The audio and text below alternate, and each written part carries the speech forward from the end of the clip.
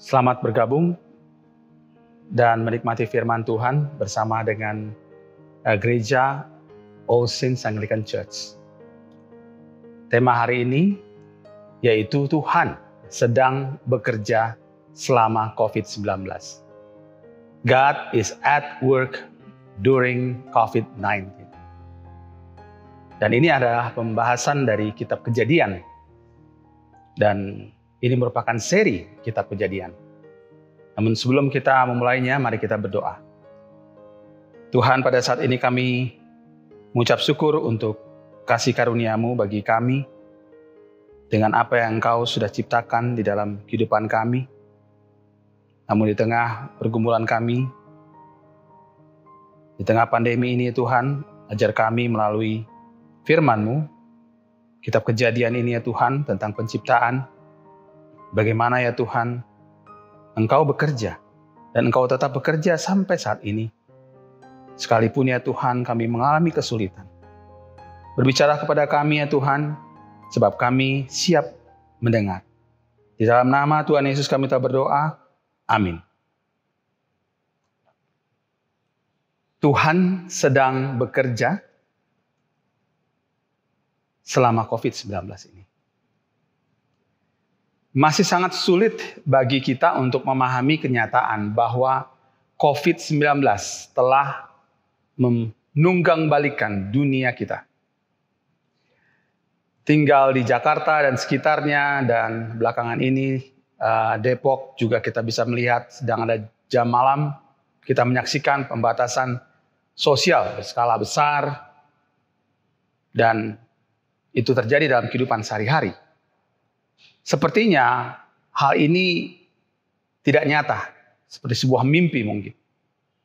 Atau seperti sedang masuk dalam film, movies yang menakutkan. Tidak diragukan lagi kita sedang menyaksikan sejarah dalam pembuatannya.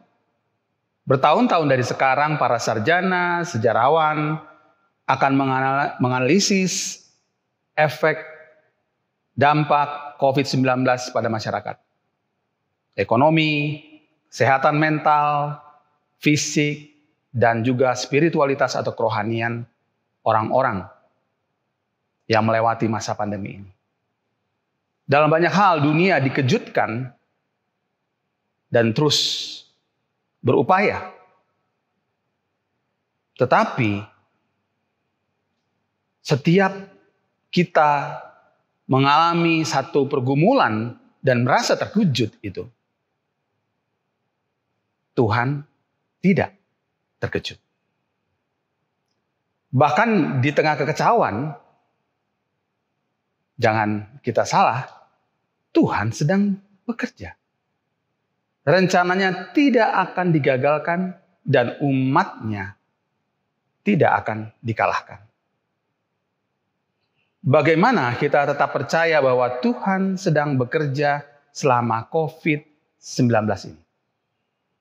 Haruskah ada sesuatu tentang pandemi COVID-19 yang membuat kita ragu tentang Tuhan? Keberadaannya, waktunya, kebaikannya, rencananya bagi kita manusia. Hal ini kita akan melihatnya dari bacaan firman Tuhan dari Kejadian pasal 1 ayat 1 sampai pasal 2 ayat 3. Tentang dunia dan segala isinya yang diciptakan oleh Tuhan. Kita tetap percaya bahwa Tuhan sedang bekerja selama COVID-19. Karena sejak dunia diciptakan, Allah bekerja menurut waktunya. Kata hari, yom, bahasa Ibrani, yang digunakan berulang dari bacaan kita. Itu selalu berarti hari biasa. Hari pertama sampai hari ke-7. Kata hari atau yom itu tidak pernah berarti jangka waktu yang lama. Seperti umur atau usia bumi menurut perhitungan geologi. Tapi saya mengajak kita semua lebih fokus pada hari yang mengarahkan segala sesuatu pada waktunya. Walaupun mungkin kita mengatakan pertolongan Tuhan misalnya terlambat, atau mungkin kita mengatakan kapan pandemi ini akan berakhir. Pengkhotbah 3 ayat 1 dan 11 berkata, untuk segala sesuatu ada masanya. Untuk apapun di bawah langit ada waktunya. Ayat 11, ia membuat segala sesuatu indah pada waktunya. Bahkan ia memberikan kekekalan dalam hati mereka. Tetapi manusia tidak dapat menyelami pekerjaan yang dilakukan Allah dari awal sampai akhir.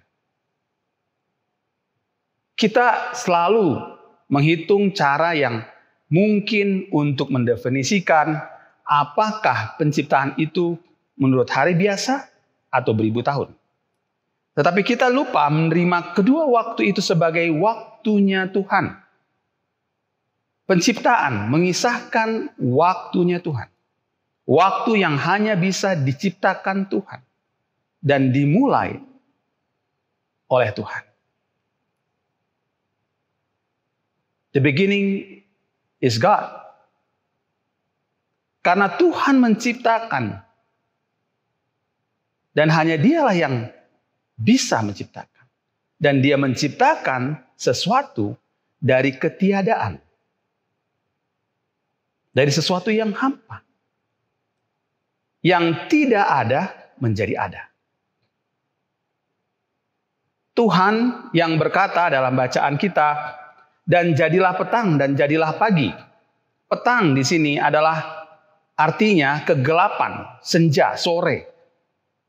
Matahari terbenam.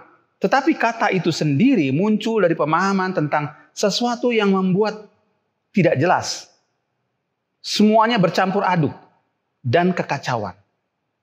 Sedangkan sebaliknya, kata pagi menggambarkan sinar matahari yang menembus kegelapan dan segala hal menjadi bisa dibedakan, terlihat dan teratur.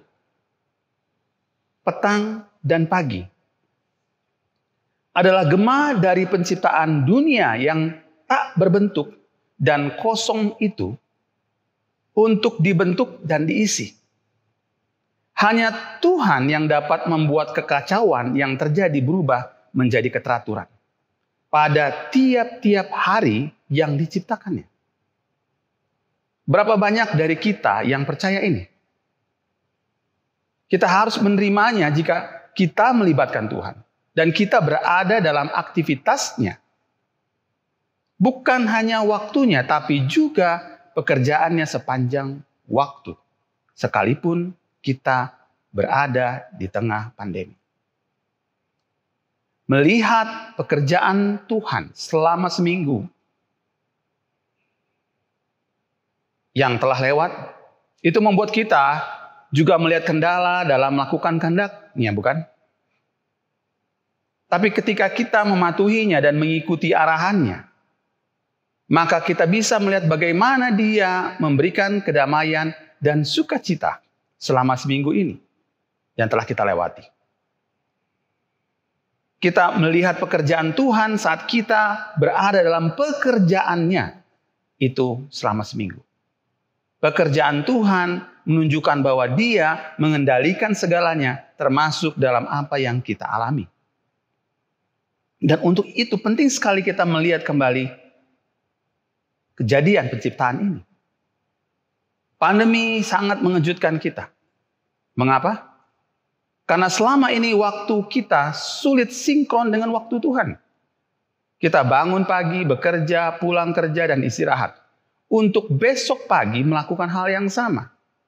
Kita lahir, tumbuh, sekolah, lulus, bekerja, memiliki penghasilan, menikah, berkarir, dan meninggal. Lalu di mana waktunya Tuhan?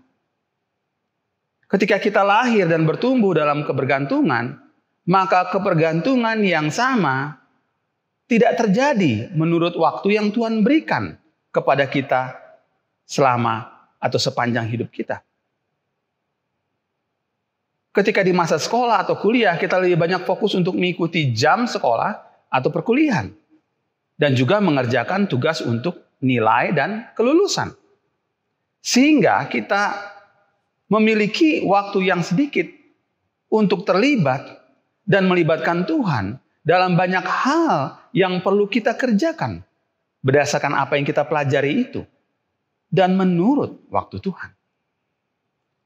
Ketika ada konflik pribadi di tengah keluarga, hubungan dengan anak, orang tua, menantu, tetangga, teman, dan di tengah pekerjaan kita, maka waktu yang Tuhan berikan untuk kita sebenarnya menyatakan kehendaknya, keadilan dan kasih-Nya. Namun itu jadi terluput dari pandangan kita. Pandemi menantang kita melihat waktunya. Semua aktivitas kita seolah-olah dihentikan untuk percaya pada waktunya. Pandemi menantang kita untuk hidup dan matinya kita menurut waktunya. Kita tidak bisa melihat dunia yang terkena wabah virus ini tanpa Tuhan yang dapat mengubah sesuatu yang kacau menjadi teratur kembali. Ia yang mengatur kembali alam yang selama ini dipenuhi oleh polusi untuk beristirahat dan menghasilkan udara yang lebih segar dan sehat. Tuhan menurut waktunya sedang melakukan restart, memulai sesuatu dari awal untuk semua berjalan sesuai dengan waktunya. Apakah kita menyadari hal ini? Ia tetap bekerja menurut waktunya, bukan menurut waktu kita. Serahkan waktu Anda, serahkan waktu kita padanya. Let go your time and let God's time rule you and me. Pandemi menantang kita mengakui kemahatauannya. Di sini juga bicara tentang waktu. Ketika kita membaca tentang Tuhan sedang menciptakan sesuatu, maka di dalamnya kita melihat kekekalannya. Kekekalan yang Dia tetapkan ada saat Ia menghembuskan nafas untuk memberi kehidupan bagi manusia. Semua ciptaan bisa lenyap begitu saja, tetapi tidak dengan manusia yang hidup dengan nafasnya. Setelah manusia jatuh dalam dosa, maka mereka yang percaya dan yang tidak percaya berhadapan dengan kehidupan kekal atau kematian kekal. Pengkhotbah 3 ayat 11, saya ulangi lagi, menyatakan Ia membuat segala sesuatunya indah pada waktunya. Bahkan Ia memberikan kekekalan dalam hati mereka. Tetapi manusia tidak dapat menyelami pekerjaan yang dilakukan Allah dari awal sampai akhir. Kekekalan dalam hati kita diberikan oleh Tuhan untuk kita datang mempercayakan hidup kita padanya. Saat pandemi ini, seperti Thomas, kita bertanya, Tuhan, kami tidak tahu kemana Engkau pergi, jadi bagaimana kami tahu jalan ke situ? Namun kita bertanyanya secara kontras dan dibuat kontras begini. Tuhan, kami tidak tahu kapan pandemi ini akan pergi, jadi bagaimana kami masih tetap di dunia ini? Bukankah itu pertanyaan kita sesungguhnya dari hati terdalam? Jawaban Yesus tetap sama terhadap kita yang tidak atau belum menyelami pekerjaan Tuhan. Jawaban Yesus kepada kita, akulah jalan dan kebenaran dan hidup. Anda dan saya tidak berada dalam kemahatauannya, kemahatauan Allah.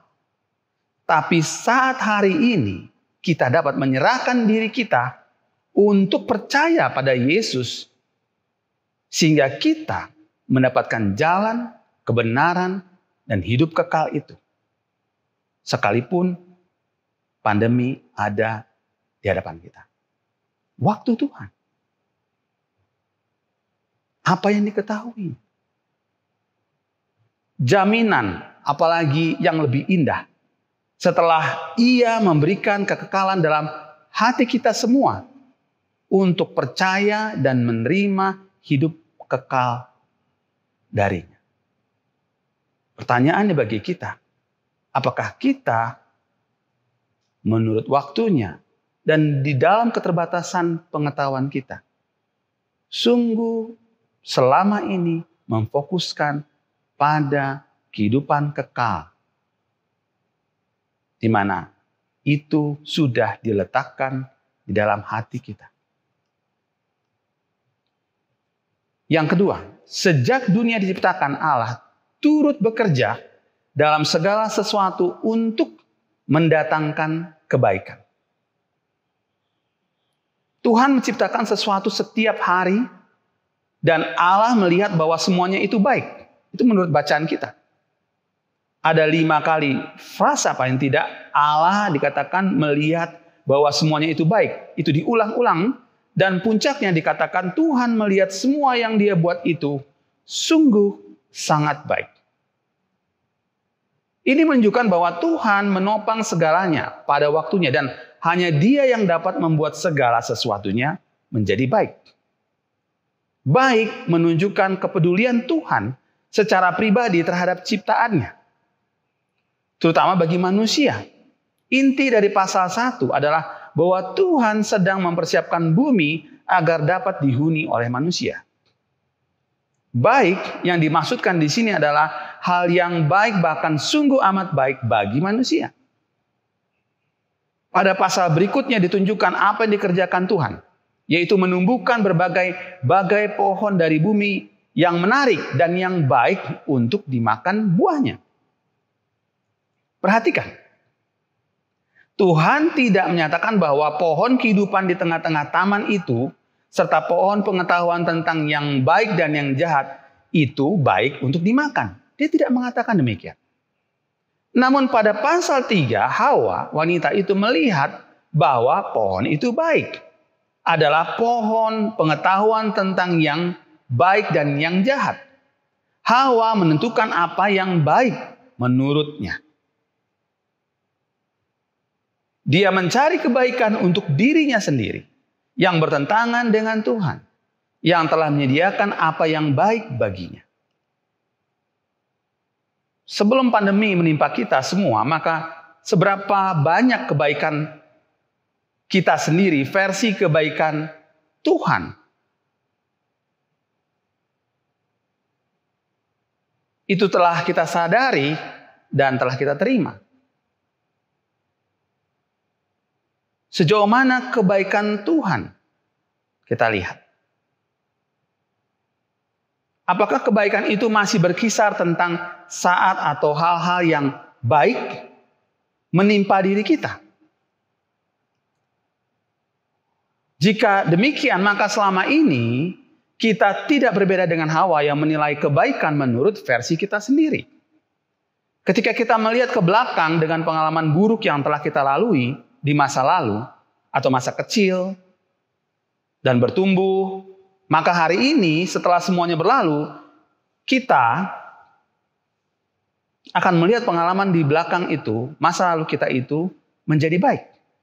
Tapi anehnya hari ini di tengah pandemi, kita bisa selalu dan mau menghindar dari hal-hal yang buruk karena mengikuti apa yang kita anggap baik untuk diri kita saat ini. Kita selalu terlambat dalam menyingkapi hal baik maupun buruk dalam hidup kita karena kita hanya mau menerima apa yang menurut kita baik. Kita tentu ingat istri Ayub yang meminta Ayub untuk mengutuki Allah. Namun Ayub malah memarahinya dengan melihat kebaikan Allah, bukan dari apa yang ingin diterima saja atau hal-hal yang baik saja. Ayub 2 ayat 10. Pandemi ini menghasilkan sesuatu yang baik dengan membuahkan karakter kebaikan di dalam diri kita dan setiap orang yang percaya padanya. Dan menghasilkan buah kebaikan, buah-buah Roh Kudus, kebaikan. Allah yang menciptakan segala sesuatunya baik adanya. Juga diwujudkan saat kita diciptakan segambar dan serupa Allah. Dua karakteristik segambar dan serupa Allah itu diwujudkan. Pertama, dalam relasi antara kita dengan Allah. Allah menciptakan kita secara khusus dan istimewa. Sebuah hubungan yang tidak dimiliki oleh ciptaan lainnya. Kedua, adalah sifat-sifat Allah yang di dalamnya kebaikan Allah dinyatakan.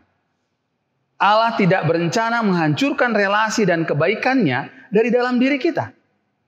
Hanya kita sajalah yang menghancurkan relasi itu. Dan kebaikannya yang diciptakannya di dalam diri kita. Segambar dan serupa Allah dalam kebaikan. Kita merusak kebaikan yang diciptakannya dalam relasi sesama. Ketika Tuhan menjadi penolong bagi Adam, maka ia berkata, tidak baik kalau manusia itu seorang diri saja. Relasi yang diciptakan Tuhan di antara Adam dan Hawa didasarkan oleh kebaikan yang berasal dari Tuhan. Tapi saat kita memilih jodoh, lalu menikah, belum tentu kita terpikirkan akan hal itu. Biasanya kita akan cenderung bersikap baik dan mencari orang yang baik atau orang yang berperilaku baik terhadap kita atau baik dengan orang tua kita. Kita tidak memulainya dengan mengingat kebaikan Tuhan saat memilih pasangan hidup dan menetapkan kriteria misalnya jodoh dengan memiliki kebaikan yang berasal dari Tuhan. Tidak ada kriteria rohani tampaknya. Hal ini juga bisa terlihat dalam pergaulan kita. Seseorang yang terlebih dulu menerima kebaikan Allah pasti didorong untuk menyatakan kebaikannya itu. Oleh karena itu, apapun keadaan kita hari ini, jangan pernah lupa kebaikan Tuhan. Jika selama ini kebaikan Tuhan mungkin kita pergunakan hanya untuk diri kita sendiri, maka sekarang kita ubah. Biarkan kebaikan Tuhan itu hidup di dalam diri kita di tengah pandemi ini. Di dalam diri kita yang selanjutnya membawa relasi lebih baik dengan orang-orang di sekitar kita. Walaupun di tengah pandemi. Kemudian kita melihat bahwa kita merusak kebaikannya yang diciptakannya dalam relasi dengan Tuhan itu sendiri. Hal ini kita jumpai dalam klimaks cerita tentang keberdosaan manusia ini, yaitu pada penghakiman melalui air bah. Kita membaca kebaikannya itu rusak dan menuai hukuman. Begitu dahsyat. Kejadian 6 ayat 5 dikatakan ketika dilihat Tuhan bahwa kejahatan, ini hal yang bertentangan dengan kebaikan, kejahatan manusia besar di bumi. Dan bahwa segala kecenderungan hatinya selalu membuahkan kejahatan semata-mata. Karena Tuhan itu baik dalam keberadaannya, maka ia harus menghakimi semua dosa. Itu pula sebabnya saat kita menerima kebaikannya, bukan berarti kita menyetujui dan membiarkan dosa. Kita sudah mengalami pandemi. Jangan sampai malah makin berbuat dosa, makin egois, makin memikirkan diri sendiri. Jika Allah turut bekerja dalam segala sesuatu untuk mendatangkan kebaikan, maka seharusnya kebaikan yang telah didatangkannya itu membuat kita membawa kebaikan bagi orang lain.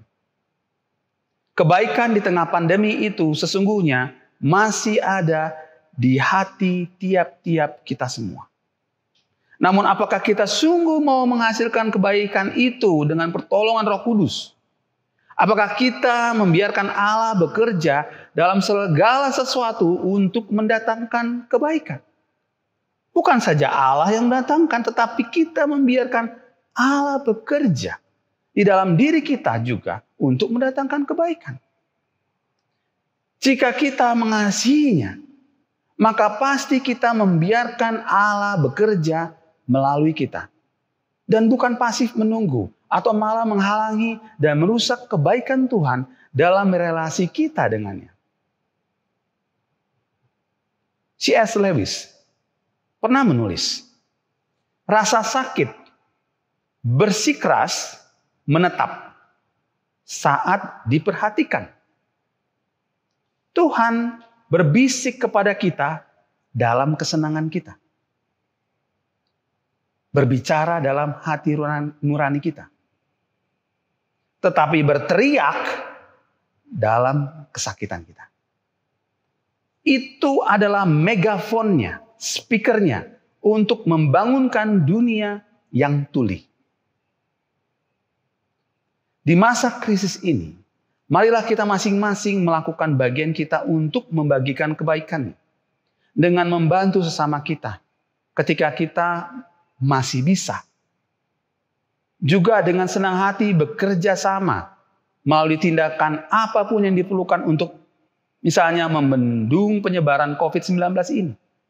Misalnya dengan mengingatkan orang lain untuk menggunakan masker. Itu contoh kecil. Karena banyak orang seperti tidak peduli. Baik dengan jarak, dengan masker, maupun mencuci tangan. Marilah kita juga ingat untuk hidup tanpa rasa takut membagikan kabar baik Injil Yesus Kristus. Good news. Spread out the good news. Pengharapan sejati bagi setiap orang di dunia.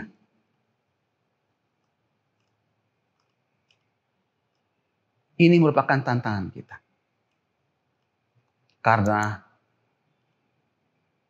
kita menyadari bahwa sungguh Allah menciptakan segala satunya sejak dari mulanya. Untuk menjelaskan kepada kita di tengah pandemi ini.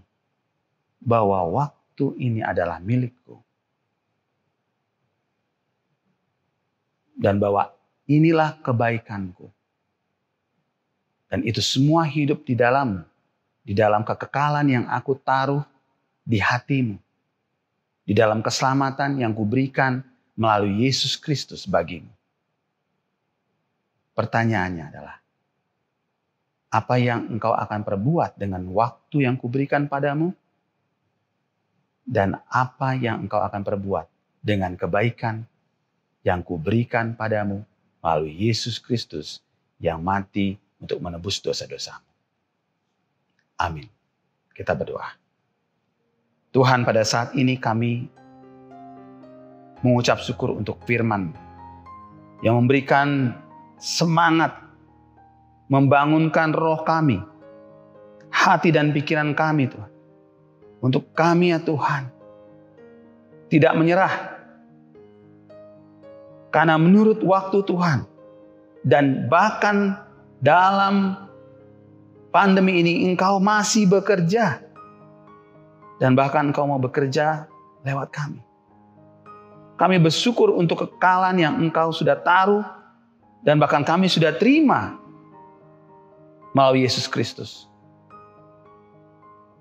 Kami Tuhan mau menjadi alat-Mu untuk menyatakan kebaikan.